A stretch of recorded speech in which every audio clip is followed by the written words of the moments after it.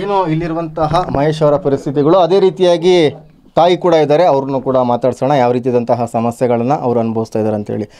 ಅಮ್ಮ ದೇವದ ಬಂದ ಮಗ, ಮದುವೆ ಆಗಿದೆ, ಮೊಮ್ಮಕ್ಕಳು ಕೂಡ ಇದ್ದಾರೆ, 10 ವರ್ಷಗಳಿಂದ ಹಾಸಿಗೆಯಲ್ಲೇ ಮಲಗಿದ್ದಾರೆ. ದರ್ಶನ್ ಅವ್ರ ತೋಟಕ್ಕೆ ಕೆಲಸ ಮಾಡ್ತಿರ್ಬೇಕಾದ್ರೆ ಈ ಥರ ಇನ್ಸಿಡೆಂಟ್ ಆಯಿತು ಅಂತ ಗೊತ್ತಾಯಿತು. ಏನು ಹೇಳ್ತೀರಮ್ಮ? ಅದೇ ಇದ್ದಿದ್ದು ಹೇಳ್ತೀನಪ್ಪ. ಅದೇ ಬಂದು 10 ವರ್ಷ ಆಯಿತು ಬಿದ್ಕೊಂಡು. ಒಬ್ಬ ಹೆಣ್ಮಗ ಮದುವೆ ಬಂದಾಳ, ಅದಕ್ಕೂ ಅನಿಸ ಇಲ್ಲ. ಮುರ್ಗಣ್ಣ ಮಗ ತಿನ್ನವು ಅದನ್ನು ನಾವು ಕೂಲಿ ಮಾಡ್ಕೊಂಡು ಇವನು ಕೂಲಿಗೆ ಒಬ್ಬ ಹೇಳ್ಬೇಕು, ನಾವು ಒಬ್ಬ ಕಾಯ್ಕೋಬೇಕು. ಅವು ಕೂಲಿಗೆ ಹೋಗ್ಬೇಕು, ನಾ ಕಾಯ್ಕೋಬೇಕು. ಇಷ್ಟೇ ನಮ್ಮ ಪರಿಸ್ಥಿತಿ ಸಹ, ಇನ್ನೇನೂ ಇಲ್ಲ. ಅಲ್ಲಮ್ಮ, ಮಾನವೀಯತೆಗಾದರೂ ಕೂಡ ದರ್ಶನ್ ಅವ್ರು ಬಂದ್ಬಿಟ್ಟು ಏನಾದರೂ ಹಣ ಸಹಾಯ ಅಥವಾ ಚಿಕಿತ್ಸೆ ಮಾಡಿಸಿದ್ರಾ? ಇಲ್ಲ ಸಹ ಏನು ಮಾಡಿಲ್ಲ ಸಹ. ಅದೇ ಇಷ್ಟಕ್ಕೆ ನಾವು ಕಾಯ್ಕೊಂಡಾಮಿ. ನಾವು ಯಾರಿಗೆ ಒಬ್ಬ ಬಂದ್ರು ನಾವು ಬಾಡೋರು ಇಷ್ಟೇ. ಆಮೇಲೆ ಅಮ್ಮ, ಹಿಂಗೆ ನನ್ನ ಮಗನಿಗೆ ಈ ಥರ ಪರಿಸ್ಥಿತಿ ಆಯಿತು ಅಂತೇಳಿ ನೀವೆಲ್ಲ ತೋಟದ ಮನೆಗೆ ಹೋಗಿದ್ರಂತಲ್ಲ, ದರ್ಶನ್ ಅವ್ರ ತೋಟದ ಮನೆಯಲ್ಲಿ ಅಲ್ಲೇನೋ ಒಂದು ಘಟನೆ ನಡೀತಂತಲ್ಲ, ನಾಯಿ ಬಿಡಂಥದ್ದು ಏನಾಯ್ತು ಅದು?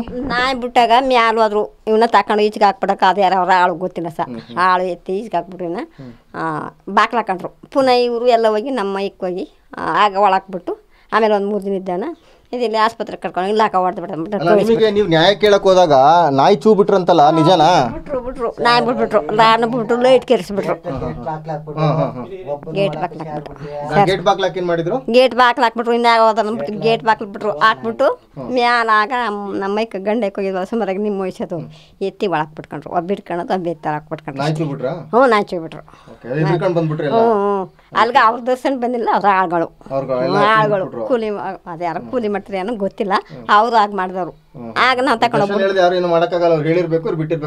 ಅದು ನಮ್ಗೆ ಗೊತ್ತಿಲ್ಲ ಆ ಥರ ಬಿಟ್ಬಿಟ್ಟು 3 ದಿನ ಇರಿಸ್ಬಿಟ್ಟು ಪುನಃ ಕರ್ಕೊಂಡ್ಬಿಟ್ಟು. ಅದೇ ಒಂದು ನಾಯಿ ಇಲ್ಲಿ ಬಿದ್ಕತ್ತು, ಒಂದು ಹಂದಿ ಬಿದ್ಕತ್ತಿದ್ದು, ಒಂದಿಷ್ಟು ಅದು ನೆರ್ಕೊಂಡಾಗ ಮನ ಚೆಂದಾಗಿರಲಿಲ್ಲ ಹೇಳಿ ಅಂತ ಗುಳ್ಳು ಇರಿಸಿದ್ರು ಇವ್ರು ಹೋಗಿ ಇಟ್ಕೊಂಡ್ರು. ನಮ್ಮ ಬಿಟ್ಬಿಟ್ಟು ಆಮೇಲೆ ಬತ್ತಲೆ ಬಿದ್ಕೊಂಡ್ರು ಸಹ. ಹಿಂಗೆ ನಾವು ನೋಡ್ಕೊಂಡು ಮಾದೇವಮ್ಮ.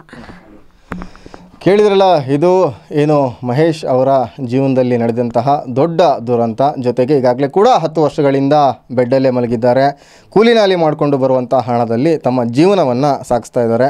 ನಟ ಕೋಟಿಗಟ್ಟಲೆ ವರಮಾನವನ್ನು ತೆಗೆದುಕೊಳ್ತಾರೆ, ಸಾಕಷ್ಟು ಸಹಾಯ ಮಾಡ್ತೀನಿ ಅಂತ ಹೇಳ್ತಾರೆ. ಆದರೆ ಅವರೇ ತೋಟದಲ್ಲಿ ಅವರದೇ ಆದಂತಹ ಕೂಲಿ ಆಳಿಗೆ ಈ ರೀತಿಯಾದಂತಹ ಪರಿಸ್ಥಿತಿ ಬಂದರೂ ಕೂಡ ಅಟ್ಲೀಸ್ಟ್ ಹ್ಯುಮ್ಯಾನಿಟಿಗಾದರೂ ಕೂಡ ಬಂದು ಅವರಿಗೆ ಮಾತಾಡಿಸುವಂಥದ್ದು ಅಥವಾ ಹಣದ ಸಹಾಯ ಮಾಡುವಂಥದ್ದು, ಅಟ್ಲೀಸ್ಟ್ ಚಿಕಿತ್ಸೆಗಾದರೂ ಕೂಡ ಹಣವನ್ನು ಕೊಡ್ಬೋದಾಗಿತ್ತು. ಆದರೆ ಅದನ್ನು ಕೂಡ ಕೊಟ್ಟಿಲ್ಲ. ಈಗ ಏನು ಯಾವಾಗ ಚಿತ್ರದುರ್ಗದ ರೇಣುಕಾಸ್ವಾಮಿಯ ಹತ್ಯೆ ಪ್ರಕರಣ ಬೆಳಕಿಗೆ ಬಂತು, ಅದಾದ ಬಳಿಕವಾಗಿ ಮತ್ತೊಂದು ನಟ ದರ್ಶನ್ ಅವರ ಕರಾಳ ಕಥೆಗಳು ಈಗ ಮತ್ತಷ್ಟು ರಿವೀಲ್ ಆಗ್ತಾ ಇದೆ. ಕ್ಯಾಮ್ರಾ ಪರ್ಸನ್ ಸಂಜಯ್ ಜೊತೆ ಸೂರಜ್ ಪ್ರಸಾದ್, TV9 ಚಾಮರಾಜನಗರ.